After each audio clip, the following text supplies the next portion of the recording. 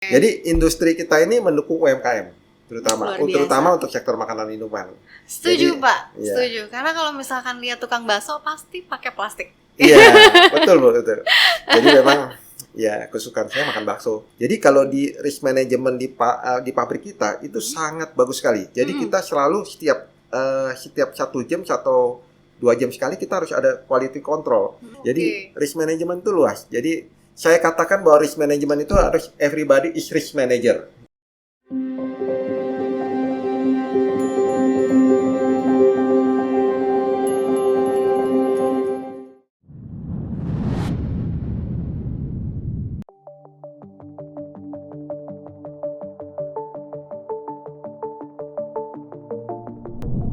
Halo, selamat datang di Bincang Emiten, persembahan dari Asosiasi Emiten Indonesia bersama saya, Clara Antawijaya. Dan seperti biasa, Bincang Emiten selalu mengundang tamu-tamu yang istimewa, yang sangat inspirasional. Dan kali ini kita akan mengundang seorang Certified Risk Management Professional, sekaligus Certified Securities Analyst. Dan beliau juga merupakan Direktur dari PT Panca Budi Idaman Tbk. Langsung saja kita sapa bersama Bapak Lukman Hakim Syie. Halo Bapak, apa kabar? Baik Bu, terima kasih Mbak Clara. Sebelumnya saya ingin ucapkan terima kasih juga kepada Asosiasi Emiten Indonesia yang telah mengundang saya di podcast acara ini. Luar biasa. To have you here. Very happy Bu.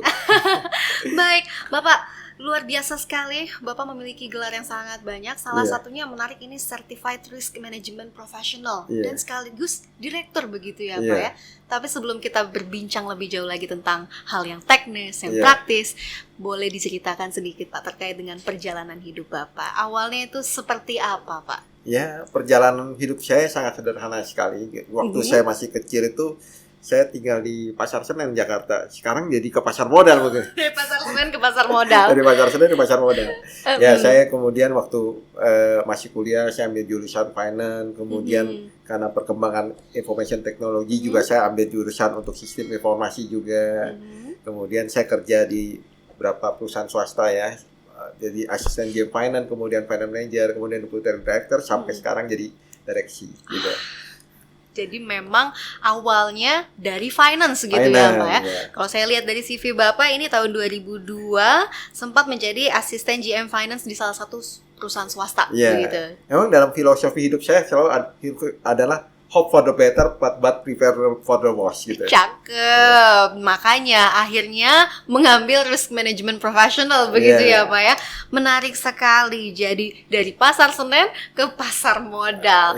Dan sekarang memang kalau misalkan kita melihat ya Pak ya, risk management ini kan diadopsi oleh banyak perusahaan karena ini sangat efektif sekali untuk menanggulangi kerugian begitu ya. Kalau misalkan rekan bincang kita lihat nih ya, ada satu statement dari salah satu ahli ekonomi yaitu Joseph Dorman. Risk management ini merupakan suatu proses logis yang diadopsi oleh perusahaan yang tentunya ini memahami exposure dalam kerugian. Tapi kalau itu kan memang teori. Karena kita ada praktisinya langsung, kita langsung saja ke praktisinya. Sebenarnya Pak, risk management yang harus diadopsi perusahaan itu seperti apa sih Pak? Ya, seperti sederhananya, seperti contohnya ya. Di awal tahun kita lihat ada gempa bumi besar di Jepang, ya kan? Jepang itu saya paling suka dengan Jepang, kenapa? Karena budaya risiko orang Jepang itu sangat baik. Istilahnya dalam hidup mereka selalu sedia payung sebelum hujan jadinya. Jadi kalau di musim hujan ini orang Jepang itu selalu bawa payung, ya kan? Karena dia harus prepare ya apa-apa terjadi cuaca buruk atau bagaimana. Nah, kita balik lagi ke gempa bumi Jepang itu, di mana karena Jepang itu negaranya sering gempa kan, otomatis kan rakyatnya udah punya antisipasi, ya kan, antisipasi. Jadi pada saat gempa bumi Jepang itu, BMKG-nya Jepang itu bisa link ke smartphone-nya orang-orang Jepang. Jadi bisa memberikan early warning bahwa terjadi gempa dan mereka bisa melakukan proteksi diri gitu, perlindungan diri gitu. Jadi menarik sekali. Jadi kalau risk management ini adalah suatu praktek kehidupan sehari-hari, bagaimana kita sedia payung sebelum hujan intinya. Menarik ya. Jadi memang kalau misalkan kita melihat risk management itu kan memang cenderung ke finance. Ternyata bisa diadopsi di lini kehidupan sehari-hari. Contohnya yang paling simple lagi Pak yang bisa dijadikan contoh tuh apa ya Pak ya? Jadi risk management itu bukan hanya untuk level eksekutif aja, untuk bagian finance ya. Ada juga risk management misalkan untuk di sorry to share, untuk di level bawah, contohnya seperti office boy, office girl, ya kan, itu harus punya risk management yang baik. Kalau misalkan mereka untuk mengepel lantainya terlalu basah, otomatis kan akan membuat orang jadi sleep gitu kan. Terus kemudian kalau driver kalau mereka harus punya risk management baik, bagaimana mereka harus setiap hari bisa mengecek mesin, mengecek ban mobil, ya kan? Itu supaya menghindari suatu accident ke depannya. Ya walaupun kan? Simple, kecil, tapi itu bisa menjadi exposure untuk kerugian perusahaan. Betul. Begitu ya. Di bagian legal juga begitu. Kalau di bagian legal, kalau bagian legalnya lupa memperpanjang dokumen merek, ya kan, otomatis kan mereknya jadi off, jadi mereknya jadi nggak bisa berlaku lagi gitu. Terus ada dokumen-dokumen legal itu mereka harus punya risk management baik untuk melakukan perpanjangan dokumen legal gitu. Menarik sekali. Jadi bukan hanya untuk keuangan, bukan hanya untuk operasional, juga bisa juga untuk marketing. Ya kan? Kalau di marketing kan ada risiko persaingan usaha, terus kemudian ada risiko pendatang baru, segala macam lah gitu. Jadi risk management itu luas. Jadi saya katakan bahwa risk management itu harus everybody is risk manager jadinya. Jadi everybody is risk manager. Saya setuju sekali sih Pak, karena memang setiap unit tuh butuh begitu ya Pak ya, setiap divisi ada aja resikonya gitu ya Pak ya. Jadi memang tidak melulu terkait dengan finance atau operational, tapi memang dari hal seperti yang marketing juga ya Pak ya, itu juga salah ambil marketing strategi itu bisa fatal sekali begitu ya. Betul. Nah, kalau misalkan saya melihat nih ya Pak ya, dari perjalanan karir Bapak dan sekarang juga Bapak menjadi direktur di satu perusahaan yang sangat luar biasa ini ya Pak ya, PT Pancabudi Idaman Tbk. Mungkin bisa dijelaskan lebih lanjut lagi Pak, sebenarnya perusahaan Bapak ini bergerak dalam bidang apa? Perusahaan kami ini bergerak di bidang consumer packaging company. Jadi kita integrated consumer packaging company. Kita dari bahan baku, kita juga trading, kemudian sampai finish product, ya kan.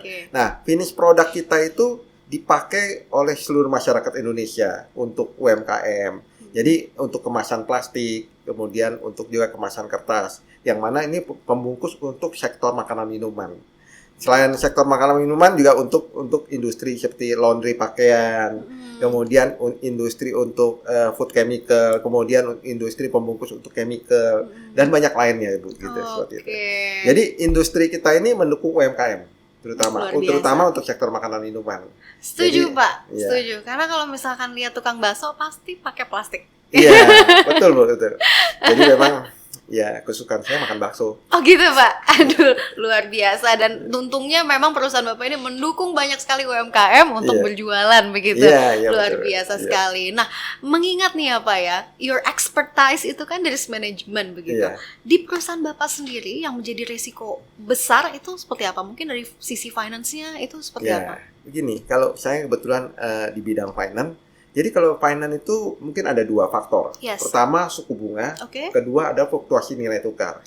Jadi kalau suku bunga sekarang kan suku bunga lagi naik Bu, ya kan? Ya faktor dari global. The Fed naikin suku bunga sampai 5,75%, otomatis BI 7-day repo naik sampai 6%, ya kan? Otomatis juga suku bunga perbankan juga naik juga. Nah, kalau suku bunga itu naik 1%, itu kalau pinjaman, saya ambil contoh aja, pinjaman perusahaan itu 100 miliar.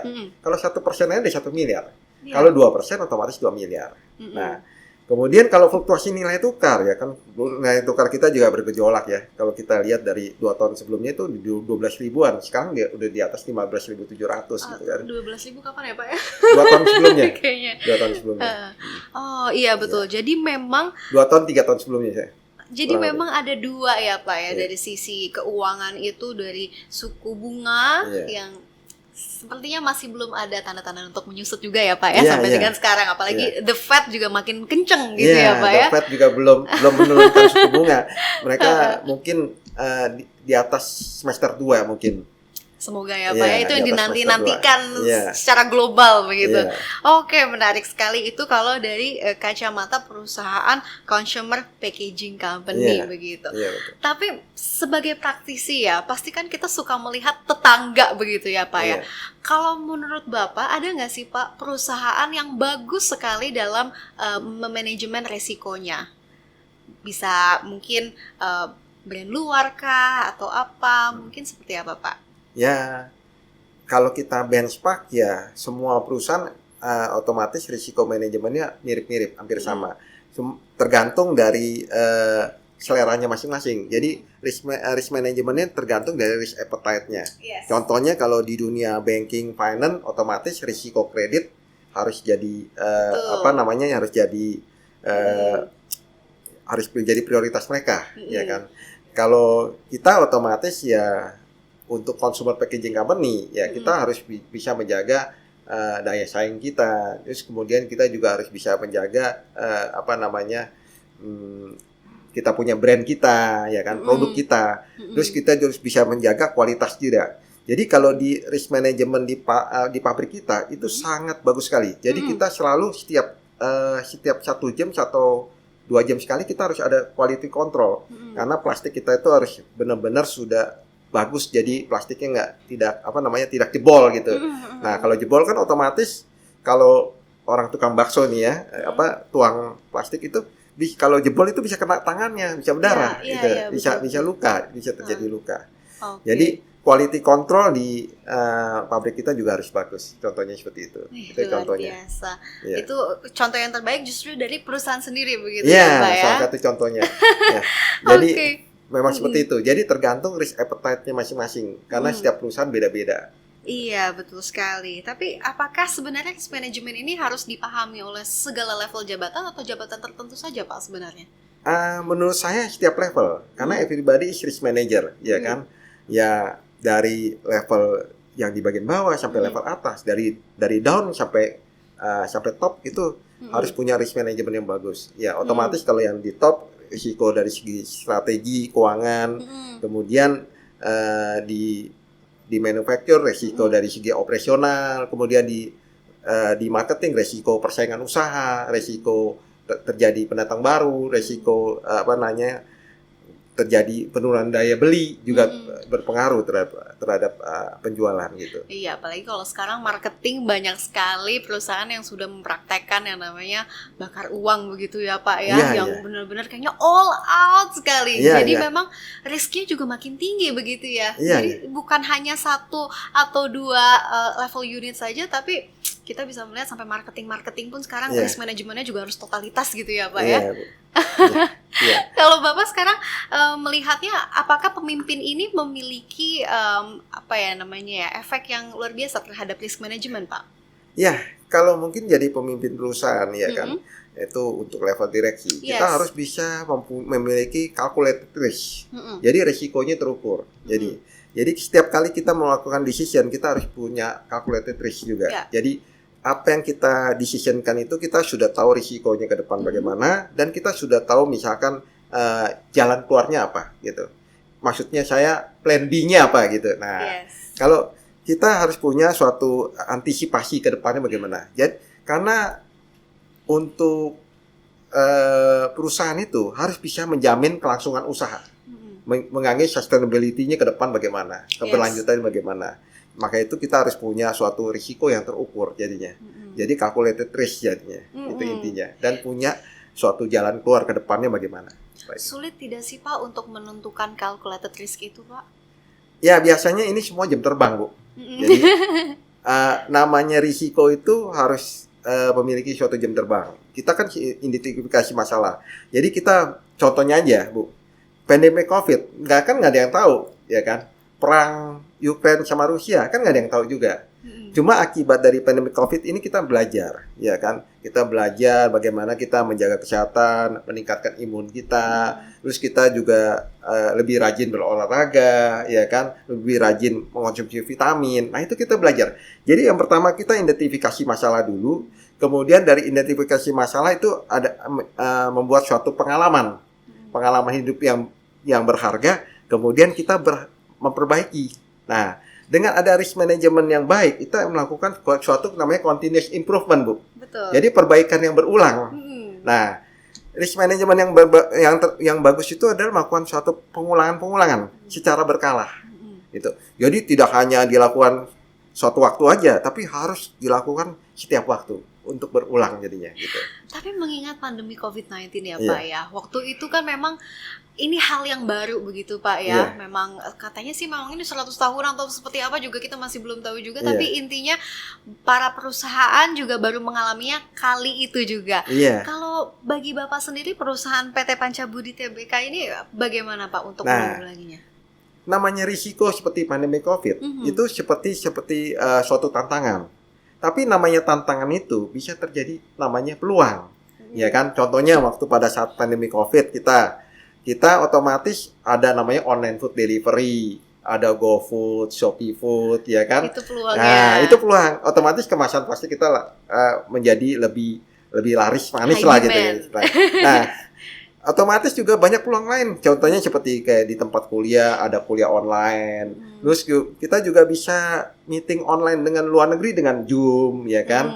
Meeting dengan online dengan berbagai daerah dengan menggunakan Zoom online gitu kan. Jadi ada jadi namanya suatu risiko itu selalu bisa membentuk suatu namanya peluang. Gitu. Suatu tantangan akan menjadi suatu peluang. Jadi kita merubah suatu risk itu menjadi opportunity. Iya. Jadi ada blessing in disguise gitu ya Pak ya. Blessing in disguise gitu ya. Jadi kita merubah menjadi opportunity ke depan. Iya. Wah, tapi kalau saya mendengar cerita Bapak berarti lumayan tuh Pak ya. Peluangnya juga tinggi sekali karena memang dari perusahaan Bapak yang memang supply plastik. Penggunaan plastik juga makin meningkat dengan adanya online delivery, kan? Betul. Plastik, luar biasa sekali. Tapi kalau untuk perusahaan Bapak sendiri, apakah lebih ke ekspor atau impor gitu Pak? Atau justru kebutuhan dalam negeri ini tinggi Pak? Kita lebih ke market domestik, ya kan? Karena market domestik kita masih sangat besar sekali. Jadi Indonesia ini bisa dibilang kita menuju Indonesia emas 2045. Jadi kita punya market besar dengan 270 juta manusia, ya kan? Kita salah satu pangsa pasar terbesar di dunia. Iya, ya betul kan? Pak. Apalagi untuk sektor makanan minuman. Otomatis sektor makanan minuman itu adalah sektor yang sangat sangat bertahan. Jadi sektor defense jadinya. Jadi sektor yang sangat kuat sekali untuk makanan minuman. Karena manusia kan perlu makanan minuman gitu. Iya betul. Iya. Jadi memang kita perusahaan Bapak lebih memilih market domestik dulu ya. Betul. Oh iya. Jadi karena memang besar sekali ya Pak ya. GDP kita juga terus bertumbuh. GDP kita ini 1,5 triliun dolar. Jadi cukup besar lah. Jadi kalau kita lihat kalau di negara G20 juga kita berperan baik juga ya kan. Jadi market Indonesia sangat menjanjikan. Oke. Jadi ini juga bisa menjadi tips begitu ya untuk rekan-rekan bincang yang punya perusahaan, kalau bisa aimingnya itu lebih ke market domestik dulu. Betul. Karena besar sekali begitu ya Betul, Pak ya. Besar.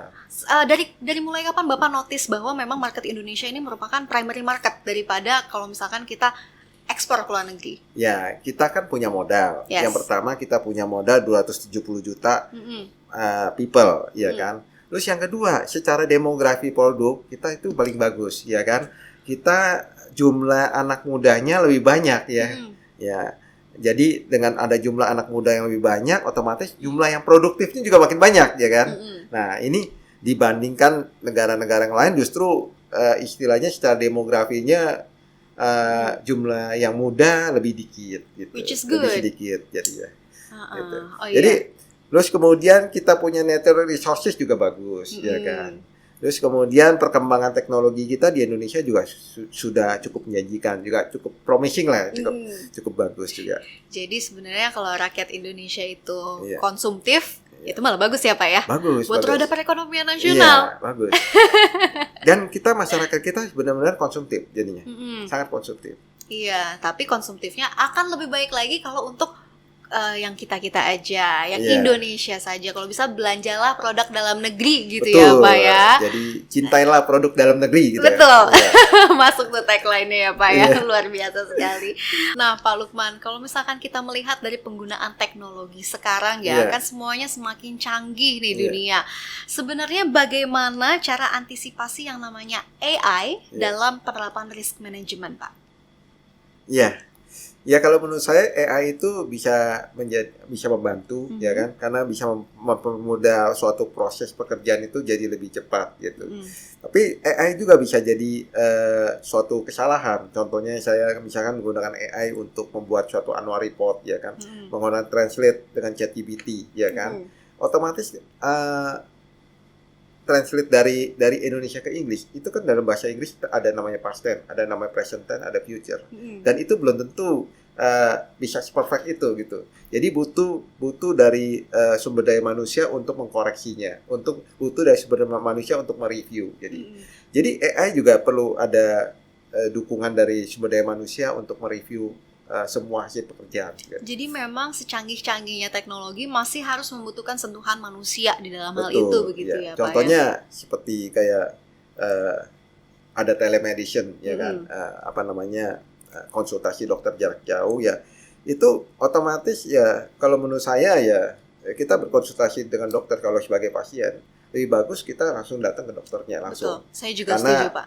Penyakit itu kan kompleks sekali, jadi dokter bisa melakukan suatu analisis lebih teliti lagi dan lebih detail lagi. Seperti itu. Karena seyogianya memang manusia itu adalah makhluk yang kompleks begitu ya Pak ya. Tidak bisa disederhanakan dengan teknologi begitu Pak. Makhluk yang mulia, yang punya wisdom, karena namanya seperti kecanggihan teknologi belum tentu punya wisdomnya gitu kan. Jadi manusia lebih punya intuisi ke depan, juga punya wisdom ke depan juga. Oke, jadi memang Bapak pro manusia sekali ya. Iya. Luar biasa. Dan mungkin ini Pak pertanyaan terakhir nih ya Pak ya. Mungkin terkait dengan risk management yang mungkin sekarang perusahaan juga kan memang melek sekali ya terkait dengan risk management. Mungkin ini yang pertama gitu ya, yang menjadi prioritas. Mungkin bisa diberikan Pak tips and trick buat rekan-rekan bincang misalkan yang mempunyai perusahaan begitu? Iya. Ini pertanyaan bagus. Jadi kalau menurut saya intinya adalah sedia payung sebelum hujan, ya kan? Karena kondisi global juga lagi bergejolak, seperti ada namanya geopolitik tension. Kemudian kita masih ada menghadapi perang di Middle East. Kemudian ada beberapa gejolak lah. Ada krisis energi, krisis pangan, segala macam. Maka itu kita perlu memiliki suatu risk management yang bagus, karena risiko yang paling berat itu adalah risiko global. Risiko dari global. Jadi tips dari saya adalah sedia payung sebelum hujan. Sedia payung sebelum hujan. Iya. Sedikit lagi Pak, bagaimana Bapak melihat sekarang kancah global itu seperti apa Pak? Kalau global ini memang agak kompleks, ya kan? Karena seperti geopolitik tension itu, ya kan? Sampai sekarang ini udah 2 tahun lebih masih menjadi suatu risiko terbesar. Jadi kalau kita lihat dari risiko global, itu geopolitik tension itu paling besar. Kita lihat aja efek dari perang Ukraine itu, ya kan? Efeknya itu jadi menyebabkan supply chain global itu jadi terhambat. Supply chain global jadi terhambat, akibatnya menjadi inflasi. Kenaikan harga minyak, inflasi di negara-negara maju, contohnya seperti di Amerika inflasi sampai 10%. Di Uni Eropa di atas 10%. Kita pun juga inflasi di atas 5%. Ya kan? Nah, tapi belakangan ini menurun, ya kan? Karena mereka udah antisipasi ya bagaimana menurunkan akibat dari inflasi itu. Seperti akhirnya The Fed menaikkan suku bunga dari 0,25 jadi 5,75%. Tinggi sekali ya Pak. Iya. Jadi terus kemudian suku bunga perbankan juga naik. Seperti itu. Pak, saya benar-benar senang sekali berbicara dengan Pak Lukman ini, karena memang kita bahas dari sisi makro, sisi mikro, dari mulai yang skupnya besar, yaitu konteks global, sampai dengan yang kecil-kecil sedia payung sebelum hujan. Tapi memang dalam harfiahnya risk management itu mulai dari unit yang paling kecil di lini kehidupan sehari-hari, yaitu sedia payung sebelum hujan. Luar biasa sekali perbincangan kita kali ini. Terima kasih banyak Bapak Lukman atas insight yang diberikan. Semoga rekan-rekan bincang mendapatkan wawasan lebih dan insight lebih dari perbincangan kita kali ini. Akhir kata, saya Clara Antawijaya pamit undur diri. Sampai jumpa.